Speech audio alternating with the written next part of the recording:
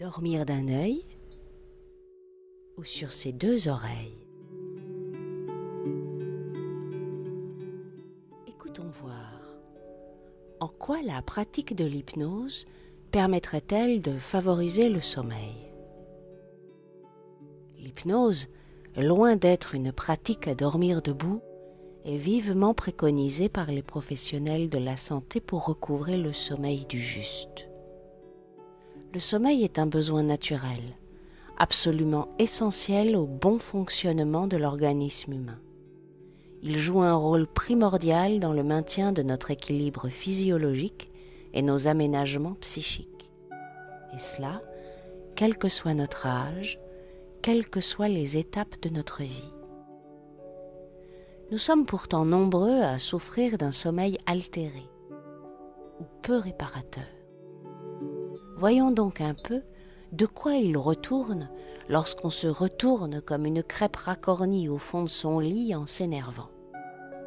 Et puis, observons comment l'hypnose peut agir en tant que processus actif de rétablissement, que ce recours soit utilisé seul ou bien en complément d'un traitement médicamenteux. Mais d'abord, quels sont les effets de l'insomnie sur notre quotidien ? L'insomnie serait tout à la fois cause et conséquence d'un stress, d'un trouble anxieux, voire d'une dépression. Bien qu'à la fin, on ne sache plus très bien par quel bout appréhender ce cercle vicieux, ce que l'on sait, en revanche, c'est qu'une fois perdu dans les nimbes du déni, on oscille fréquemment entre stimulant et calmant, agacement et culpabilité, procrastination et dispersion ou confusion.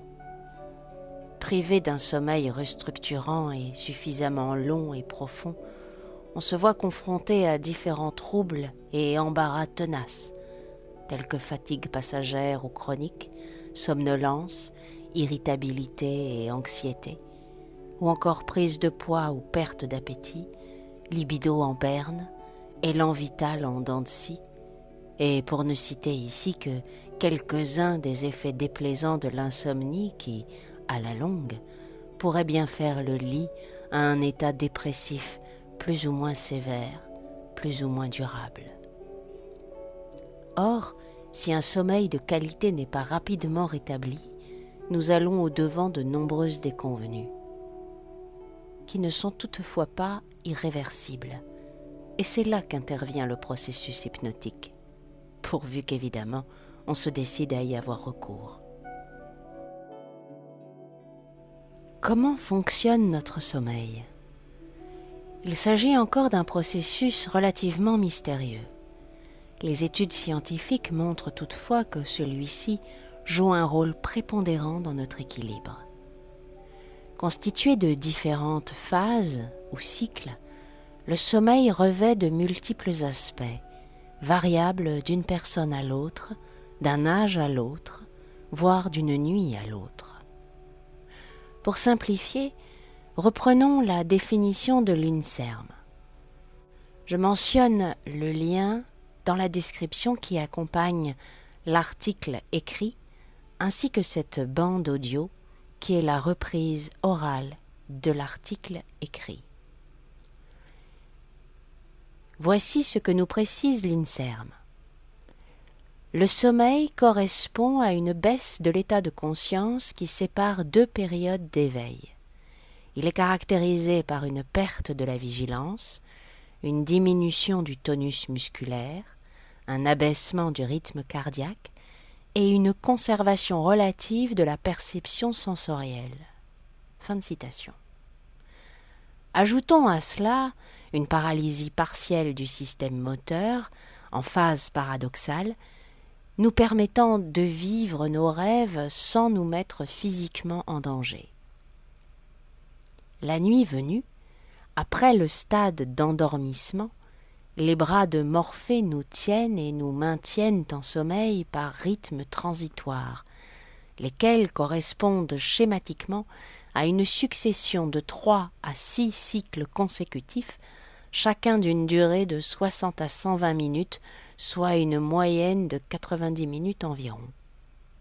Un cycle est lui-même constitué d'une suite alternée de sommeil lent et de sommeil paradoxal. Il est fondamental pour un fonctionnement optimal de l'organisme que notre sommeil respecte scrupuleusement et dans leur intégralité ces cycles successifs. Au cours de cette alternance, différentes phases sont traversées par notre psychisme et notre physiologie, chacune ayant pour diligence de restaurer notre organisme des innombrables agressions subies dans la journée et qui créent ce que l'on appelle communément la fatigue. Recharger les batteries, donc, prendre du repos, du recul, permettre au corps et à l'esprit de s'absenter de la vie courante afin d'entrer en travail de normalisation des fonctions vitales et de régulation du système nerveux et émotionnel. Voilà donc dans les grandes lignes à quoi ça sert de dormir.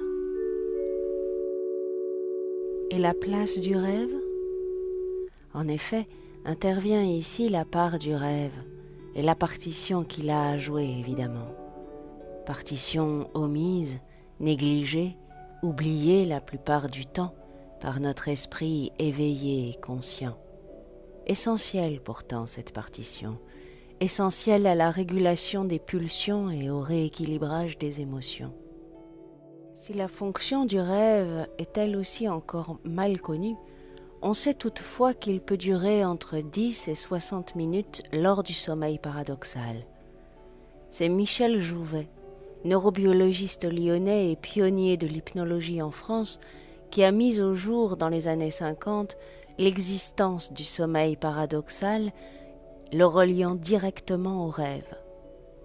La mécanique du rêve conserve de nos jours encore tous ses mystères, mais cette production d'images et de scénarios pendant notre sommeil n'est certainement pas anodine. À ce titre, rêver serait donc vital. Et on veut bien le croire, tant il est exceptionnel que notre organisme mette en place des fonctions inutiles. Sans entrer ici dans le détail de la production de rêves, de leur mécanique supposée et de ce qu'ils révèlent de nous, de nos conflits intérieurs et de nos pulsions, la littérature scientifique abonde sur le sujet, on pourra affirmer sans trop se tromper que rêver fait partie intégrante du processus de restructuration de l'organisme et qu'il est donc capital de laisser son corps et son cerveau rêver. Force est donc de constater à quel point l'insomnie constitue un obstacle évident à notre bien-être, à notre épanouissement, voire à notre santé. Mais l'insomnie, c'est quoi ? L'insomnie est un symptôme auquel de nombreuses personnes sont assujetties. Ces manifestations sont aussi diverses que les causes en sont variées et les contextes d'apparition plus diversifiés encore. L'insomnie peut prendre différentes formes. Difficulté d'endormissement, réveil nocturne, sommeil en pointillé ou trop léger, trop court et peu réparateur, cauchemar, terreur nocturne, etc. Il existe des causes organiques parmi lesquelles on peut citer à titre d'exemple l'absorption d'excitants comme le café, le thé, l'alcool, les psychotropes ou les drogues, certains médicaments, les amphétamines, la vitamine C, des troubles de la circulation des membres inférieurs qui provoquent fourmillements et crampes, des douleurs musculaires ou osseuses, l'apnée du sommeil. Mais les causes les plus courantes, qui viennent parfois même s'ajouter aux causes organiques, sont celles liées à la pensée elle-même, production anarchique d'un cerveau en suractivité. Rumination, obsession et troubles anxieux, issus de conflits intériorisés, plus ou moins conscients, en provenance de la sphère professionnelle, sociale ou familiale, qu'ils soient ou non reliés à des événements traumatiques subis pendant l'enfance ou relevant de carences affectives. Or, l'insomnie, rappelons-le, n'est qu'un symptôme, et un symptôme ne se soigne pas. On ne peut agir sur lui en tant que tel. Pour l'éradiquer, il nous faudra remonter à sa cause ou à la multiplicité de ses causes. Il conviendra de le démêler, fil à fil, un écheveau bien dense et bien épais, surtout lorsque les années se sont accumulées. Le travail paraît souvent long et fastidieux, et plus d'un se sent découragé d'avance à la seule perspective de devoir mettre les mains dans le moteur de sa psyché, créant ainsi une réticence consciente, voire une résistance inconsciente. Il n'empêche que si l'on souhaite véritablement guérir d'un sommeil que l'on sait troublé, si l'on souhaite véritablement se laisser aller aux bras de son Morphée unique et régénérant, on ne pourra faire l'économie d'un examen minutieux des causes profondes qui viennent entacher notre relation à ce divin marchand de sable. Il conviendra d'observer, d'identifier et d'apprendre à se restructurer dans une démarche à la fois consciente et volontaire, mais non volontariste. L'accompagnement par un professionnel, médecin, psychiatre, psychologue, peut s'avérer nécessaire et très utile, mais n'oublions pas que le gros du travail se fait entre soi et soi.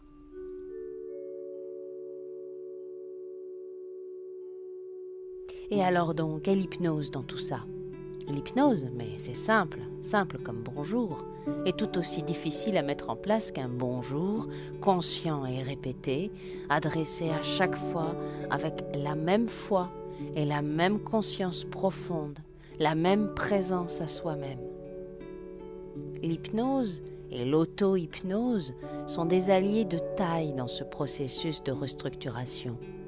Quant à l'hypnose thérapeutique, c'est-à-dire une hypnose menée par un praticien formé, entre autres, aux thérapies comportementales et cognitives, elle a désormais démontré son efficacité patente et durable pour tout ce qui concerne le déracinement des pensées nocives, des perceptions erronées et le réapprentissage de comportements nouveaux et adaptés, permettant notamment le recouvrement d'un sommeil de qualité. Et comment agit l'hypnose sur l'insomnie? Dans un premier temps, en se mettant consciemment et volontairement sous hypnose, avec ou sans l'aide d'un tiers, thérapeute ou bande audio, la personne va agir sur son cerveau, provoquant ainsi un ralentissement de ses propres ondes cérébrales. Cette démarche simple à première vue constitue déjà une aide considérable pour l'insomniaque puisqu'elle le rapproche progressivement du sommeil profond. Le cerveau, placé en mode relaxation, glisse doucement depuis les ondes rapides, appelées ondes bêta, vers les ondes plus lentes, appelées alpha. Les ondes bêta relèvent d'un état de plein éveil des sens et de l'intellect, d'activité physique ou de traitement actif de l'information. La fréquence électrique enregistrée varie entre 14 et 30 Hz. Les ondes alpha entre 7 et 14 Hz. Elles correspondent quant à elles à un état de relaxation ou de transe hypnotique dite légère. C'est cette sensation que l'on ressent lorsqu'on est paisiblement installé, les yeux clos, au repos ou en méditation. Cet état que nous expérimentons tous, le plus souvent à notre insu d'ailleurs, se caractérise par cette impression diffuse que notre conscience décroche et que nous nous ouvrons alors à une autre réalité, à une perception sensorielle différente. Il s'agit par exemple de ces moments où l'on s'absorbe dans une tâche répétitive, comme la conduite d'un véhicule sur l'autoroute, ou la lecture, ou le visionnage d'un bon film, ou que l'on s'adonne à la rêverie solitaire.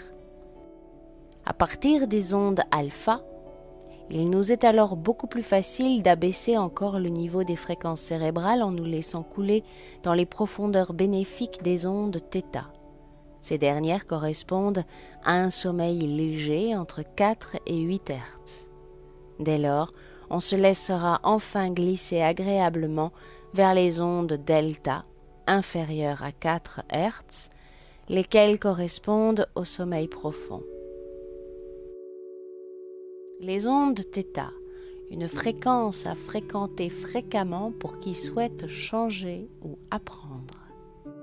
Arrêtons-nous un instant sur les ondes θ, qui intéressent tout particulièrement la personne friande d'hypnose, car ce sont celles de la transe hypnotique profonde, celles que l'hypnothérapeute induit en cabinet par un protocole approprié. Les visées sont ici thérapeutiques. C'est à partir de cette fréquence cérébrale que l'on va pouvoir agir avec une efficacité optimale sur les schémas cognitifs de la personne qui consulte, sur ses pensées erronées et inhiber progressivement des apprentissages jugés nocifs en les remplaçant par des apprentissages adaptés, lesquels vont immanquablement générer de nouveaux comportements, souhaités, cela, bénéfiques et valorisants. C'est lorsque le cerveau est ralenti en ondes θ, et avant de basculer dans le sommeil profond, que les inductions et les visualisations, avec leur cortège de ressentis et de perceptions variés, ainsi que des apprentissages ciblés, vont pouvoir s'ancrer rapidement et profondément dans la mémoire à long terme. Mais que faire en cas d'insomnie quand on est seul et que la manivelle du cerveau tourne, tourne, tourne et retourne en boucle obsédante? Bien entendu, le remède miracle n'existe pas, c'est bien connu. Toutefois, des stratégies spécifiques, souvent simples et tombant sous le bon sens, peuvent être mises en place avec des effets souvent spectaculaires. Les conseils répétés à longueur de vidéos ou de livres vulgarisateurs sur le bien-être ou le développement personnel sont donc repris ici même. La liste qui suit n'est bien sûr pas exhaustive et il appartient surtout à chacun de mettre en place son petit rituel intime de coucher. Voici donc quelques-uns de ces conseils qu'il ne sert évidemment à rien d'apprendre par cœur, mais bien plutôt de mettre en œuvre. Se coucher à heure fixe et bien avant minuit, le cerveau adore la répétition et le rituel. Éteindre ses écrans, la télé, le portable, les tablettes, bref, pas d'image. Mettre éventuellement de la musique douce si, pour les grands anxieux, le silence est insupportable. Baisser la luminosité de la pièce. Se faire une tisane avec des herbes qui détendent, type verveine, camomille, lavande, etc. Prendre un livre, s'il est ennuyeux ou trop compliqué, c'est encore mieux. Et ne se rendre dans son lit que pour s'y allonger, tout feu éteint, et y dormir. On pourra aussi à ce stade procéder à une séance de relaxation-visualisation type auto-hypnose, éventuellement cédée par l'écoute d'un script hypnotique favorisant l'endormissement.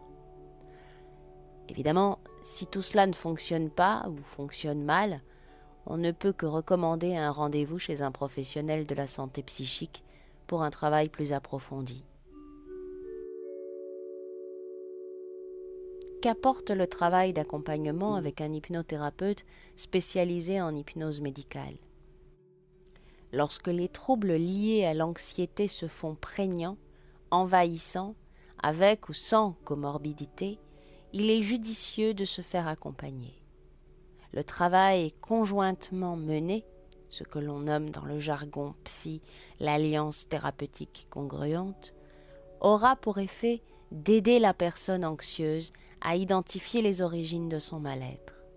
La relation duelle de confiance et de bienveillance, patient-thérapeute,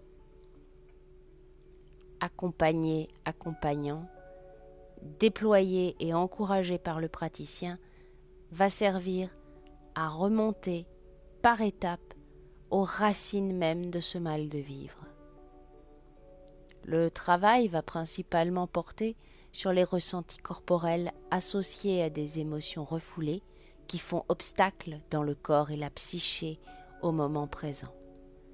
Le seul moyen d'agir sur cette mémoire affective profondément ancrée est de retraverser, dans le moment présent, les émotions douloureuses et enquistées dans le corps et dans les circuits cérébraux. Il s'agit, ne le cachons pas, d'un processus qui peut parfois être inconfortable à vivre. Pour autant, si l'accompagnement est bon, si la détente, la confiance et l'ancrage positif suscités par le thérapeute sont au rendez-vous, cette traversée des émotions en souffrance se fera en douceur, permettant une délivrance souvent aussitôt perceptible dans le corps. Afin de parfaire ce rééquilibrage, suit alors la restructuration cognitive menée par le praticien. Celle-ci est distillée conformément à des protocoles précis et taillée sur mesure, parfaitement adaptée au passé de la personne et à sa maturité cognitive. C'est lorsque la libération psychocorporelle et émotionnelle s'est faite que l'apaisement apparaît, tandis que le travail psychothérapeutique prend fin. L'hypnothérapeute est-il un magicien ? Pas du tout. Il ne fait que se mettre en écoute bienveillante. Et puis, il déploie scripts et outils qui auront une action neurobiologique, aujourd'hui validée par les neurosciences. Cela se fait selon des protocoles minutieusement étudiés et adaptés qui vont, entre autres, stimuler ou inhiber la production de certains neurotransmetteurs dans le cerveau de la personne qui consulte, tout en intégrant parallèlement de nouveaux apprentissages. Le nombre de séances varie en fonction des troubles, du niveau d'anxiété identifié et des résultats escomptés. La capacité du sujet à se laisser porter, à lâcher prise et à autoriser son inconscient à collaborer entre également en ligne de compte. En matière de neuroprogrammation, l'accent est mis sur la stimulation de la sérotonine et de la dopamine et sur l'inhibition de la production de cortisol, d'adrénaline et de noradrénaline. Pour ce qui concerne les troubles du sommeil, le praticien s'attachera aussi à stimuler la mélatonine, souvent déficiente, notamment dans les dépressions ou dans les troubles affectifs saisonniers. Pour ce faire, on procédera à des relaxations, à des visualisations, à des ancrages, et on enseignera des méthodes d'auto-hypnose et même d'auto-rédaction de scripts hypnotiques. Pour résumer, la pratique de l'hypnose est une démarche simple et naturelle que l'on peut apprendre pour s'aider soi-même. Le travail d'expression orale, émotive et corporelle qui l'accompagne a des bénéfices notables sur la durée, dès lors que l'on se trouve en interaction avec une personne sachant nous orienter et nous guider. Mais la pratique en solo est tout autant salutaire. Quelques séances suffisent souvent pour être en mesure de devenir son propre hypnothérapeute et naviguer ensuite 2 jours en toute autonomie dans sa vie éveillée, tout en dormant la nuit sur ses 2 oreilles. Je vous invite à consulter la bibliographie pour aller plus loin, avec un certain nombre de liens sur le sommeil, sur les ondes cérébrales, sur le rêve et sur les songes. Je vous remercie de m'avoir écouté et faites de beaux rêves.